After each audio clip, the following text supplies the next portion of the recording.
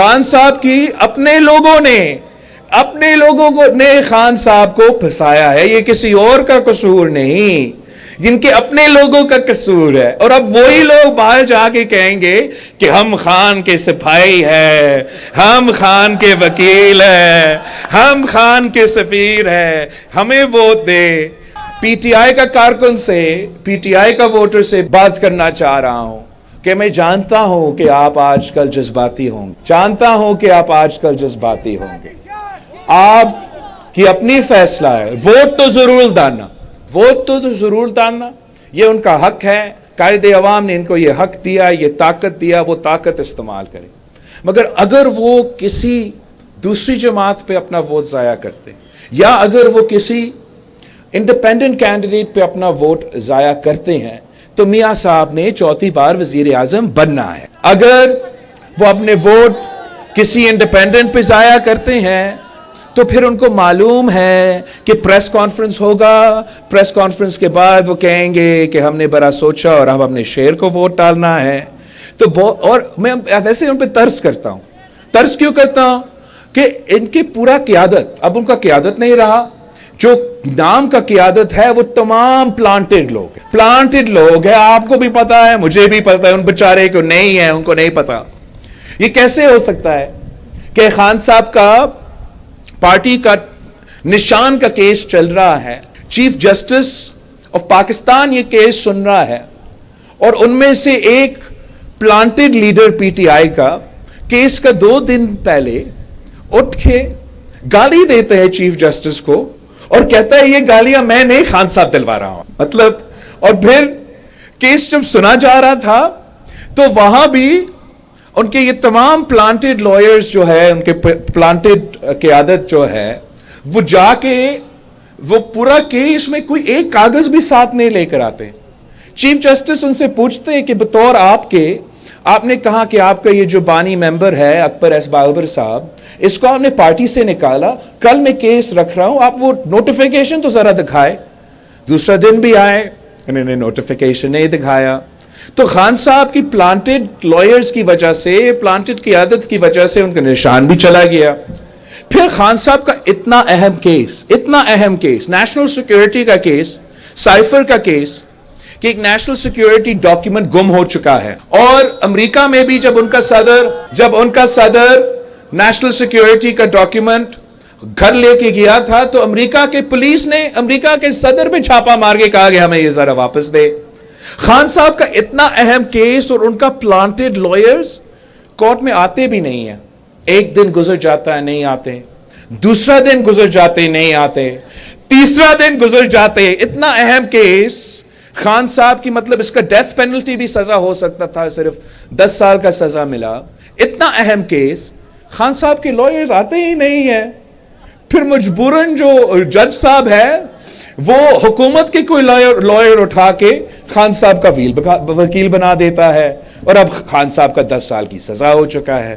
تو خان صاحب کی اپنے لوگوں نے خان صاحب کو پھنسایا ہے، یہ کسی اور کا قصور نہیں، جن کے اپنے لوگوں کا قصور ہے۔ اور اب وہی لوگ باہر جا کے کہیں گے کہ ہم خان کے سپاہی ہیں، ہم خان کے وکیل ہیں، ہم خان کے سفیر ہیں، ہمیں ووٹ دے۔ اور پھر جب وہ منتخب ہو جاتے ہیں، آپ میرے بات لکھ لو، منتخب ہو جاتے ہیں تو انہوں نے یہی دھوکہ خان کو پارلیمان میں بھی دینا ہے۔ اس سے پہلے جو وزیر اعظم تھا وہ الیکشن میں حصہ نہیں لے سکتے، اور ان کے مخالف جشن منا رہے ہیں۔ تو اس سے پہلے 2018 میں تب کبھی بھی وزیر اعظم کو موقع نہیں ملا کہ وہ الیکشن لڑ سکے، ان کے مخالف جشن منا رہے تھے۔ اس سے پہلے گیلانی صاحب آپ کا وزیر اعظم تھا، اس کو ایک خط نہ لکھنے پہ نااہل کیا گیا، اس کو الیکشن نے لڑنے دیا، وقت کے مخالف جشن منا رہے تھے۔ آج میں یا پاکستان پیپلز پارٹی کے چیالے جشن تو نہیں منا رہے ہیں، ہم جشن تو نہیں منا سکتے، اس لیے ہم جمہوری پسند لوگ ہیں، ہم قائد عوام کے چیالے ہیں، ہم شہید محترمہ بے نظیر بھٹو کے چیالے ہیں۔ شہید بی بی نے ہمیں اس قسم کی سیاست نہیں سکھائی تھی، مگر ضرور میں ان سیاستدانوں کو کہنا چاہوں گا, وہ پرانے سیاستدانوں کو کہنا چاہوں گا جو یہی روایتی سیاست ہر 5 سال بعد کرتے ہیں. خان صاحب بھی یہی پرانی سیاست, تبدیلی کا وعدہ کر کے یہی پرانی سیاست, نفرت اور تقسیم کی سیاست کرتا آ رہا. میاں صاحب بھی پہلی دفعہ وزیر اعظم بنا تو یہی نفرت اور تقسیم کی سیاست, دوسری دفعہ وزیر اعظم بنا تو یہی نفرت اور تقسیم کی سیاست, تیسری دفعہ وزیر اعظم بنا تھوڑا بریک کے بعد یہی نفرت اور تقسیم کی سیاست, چوتھی دفعہ خدا نہ خواستہ بن ہی جاتا ہے تو آپ کو یہی پرانی سیاست بھگتنا پڑے گا. میں ان تمام پرانے سیاستدان کو کہنا چاہ رہا ہوں کہ آپ پاکستان کے عوام کے ساتھ اس طریقے سے نہ کھیلے, اس ملک کی معیشت کے ساتھ اس طریقے سے نہ کھیلے. خان صاحب نے اس ملک کے نوجوانوں کو امید دلایا تھا کہ میں تبدیلی لے کر آؤں, لیکن جب وہ وزیر اعظم بنا تو وہ صرف اور صرف یو ٹرن کا سیاست کر. میاں صاحب نے وعدہ کیا کہ وہ ایک ریکنسیلیشن کا چارٹر آف ڈیموکریسی کے مطابق سیاست کرے گا, وہ ووٹ کا عزت کروائے گا. میں آج آپ سے پوچھتا ہوں, کیا وہ نون لیگ والے ووٹ کا عزت کر رہے ہیں؟ خان صاحب کہتا تھا کہ میں ان سب کو جیل میں ڈالوں گا. خان صاحب کہتا تھا کہ یہ بھی چور ہے, وہ بھی چور ہے, یہ بھی چور ہے. جو خان صاحب کے ساتھ تھا وہ تو فرشتے, جو خان صاحب کے مخالف تھے وہ تو چور.